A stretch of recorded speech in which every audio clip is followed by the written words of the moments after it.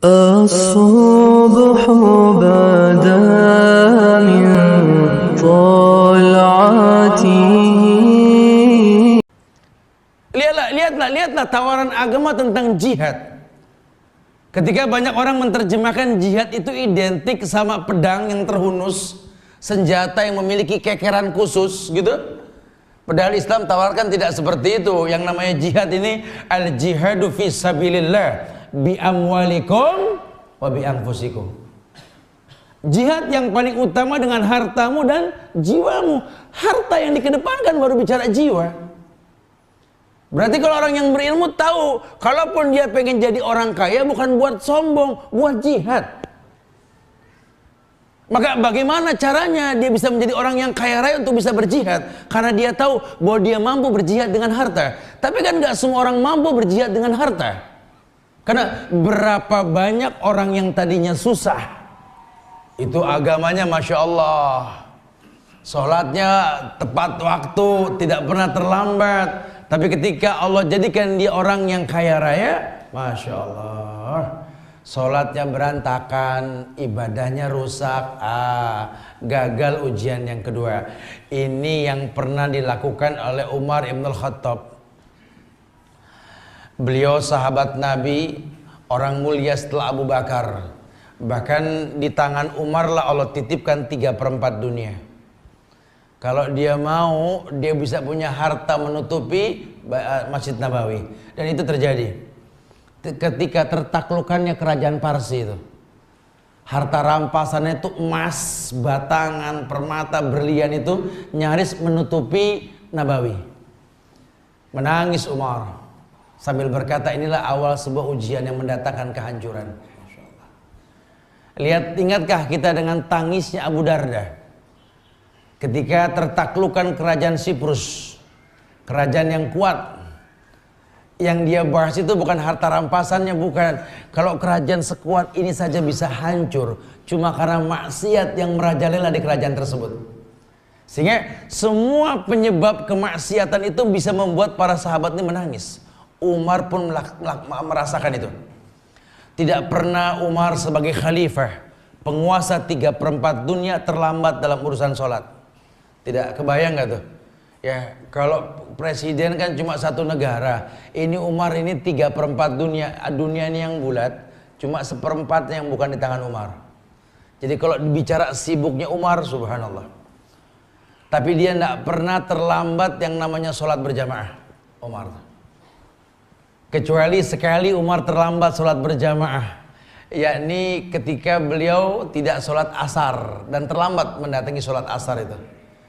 Sehingga beliau pun meminta maaf kepada umat, kepada masyarakatnya.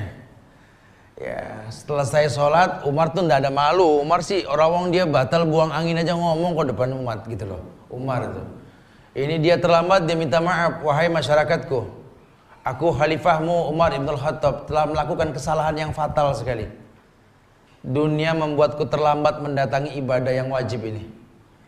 Ya karena kalau bicara sholat asar tuh banyak hadis yang Masya Allah. Ya, man taraka sholat al-asar habita ma sana'u. Rawahu Bukhari. Orang yang meninggalkan sholat asar tuh musnah semua kebaikan dari pagi hingga sore. Gak main-main loh. Masya Allah. Umar bicara begini, aku terlambat melakukan sholat asar, aku masbuk. Dia masbuk dapat cuma terlambat. Karena aku memiliki kebun yang besar. Pegawaiku ini membuat aku terlambat mengatur mereka. Ya sudahlah, tapi mulai sekarang aku adalah khalifahmu Umar Ibn Khattab. Mulai sekarang aku wakafkan kebun besarku itu untuk negeri ini. Don't try it at home. Antum jangan coba-coba dulu, antum bukan Umar, ya. Loh bapak terlambat pak, tumben sholat terlambat. Ya Allah, ini toko ndak ada yang jaga. Pegawai lagi pulang kampung jadi saya handle semuanya. Ya Allah, tapi mulai sekarang toko saya wakafin. Makanya saya bilang don't try it at home gitu ya. Kita belum tergolong Umar Ibn Khattab ini ya. Karena level kita bukan level beliau lah ya. Bukan berarti kita nggak bisa meniru beliau. Cuma memang levelnya belum segitu gitu loh. Nah kalau Umar ngomong kayak gitu kan Masya Allah, ini manusia betul-betul ini ubinnya tanah, internetnya langit. Umar Ibn Khattab, orang yang udah menalak dunia, dia nggak butuh dengan dunia. Apalagi ketika Nabi kabarkan bahwa aku melihat istana emas milikmu ya Umar di surga. Sejak itu Umar nggak tertarik sama dunia. Al-qasdu fil fakri wal ghina, menjadi orang yang bikin orang bingung, mau kaya mau miskin. Umar begitu sudah, tidak ada perubahannya sama sekali. Ya, bahkan ketika penaklukan Palestina, ya, di bawah pimpinan seorang yang biasa-biasa saja, Abu Ubaidah bin Zarrah, yang menggantikan Khalid bin Walid dulu itu. Ketika Palestina kalah sama Islam dari tangan Abu Ubaidah bin Zarrah, ya Romawi masih gengsi, tidak mau memberikan Palestina ke tangan Abu Ubaidah, tidak level gitu loh. Panggil pemimpinmu Umar, sudah datang kemari, saya akan kasih langsung. Ya dikabarkan ke Umar, kita menang, cuma Romawi tetap nggak mau ngasih gitu loh. Kalau kamu tidak datang kemari Umar, dia pengen ketemu manusia penguasa 3/4 dunia. Kebayang nggak? Ini manusia penguasa 3/4 dunia mau datang ke Palestina. Repotnya manusia, kebayang nggak tuh? Lawang kita bupati mau datang aja pagar dicat kok semua ya. Pengamanan khusus sepeda nggak boleh tengah, harus minggir dikit tuh, Masya Allah ya. Repotnya itu. Ini penguasa 3/4 dunia mau datang, kebayang repotnya itu. Sampai-sampai pasukan Umar yang biasa-biasa pun pakai pakaian rapi, Umar mau datang, padahal Umar nggak bakal ngelihat dia, barisannya paling belakang, betul? Cuma rapi dulu aja lah, gitu ya. Setelah semua siap, Romawi pun dengan penampilan atribut resmi kerajaannya menyambut manusia yang mulia, Umar Ibn Khattab, manusia penguasa 3/4 dunia. Subhanallah, ini Umar datang ke gedung untuk diserahkan Palestina ke tangannya. Semua orang melongo. Yang paling melongo itu ya Abu Ubaidah bin Zarrah. Ngelihat lelaki sederhana datang ke tempat yang dinanti, lelaki bertubuh kurus, bermata sayu, berkulit pucat, menggunakan pakaian dengan 9 tambalan di pundak. Umar Ibn Khattab memakai sendal yang betul-betul tidak layak dipandang. Geger manusia. Ini Abu Ubaidah mepet Umar. Mungkin kalau bahasa kita, ini kalau bahasa kita lah ya. Umar, apa kata dunia? Gitu ya. Ini semua orang menantimu dengan penampilan yang seperti ini. Marah Umar. Terkenal perkataan Umar kepada Abu Ubaidah ini.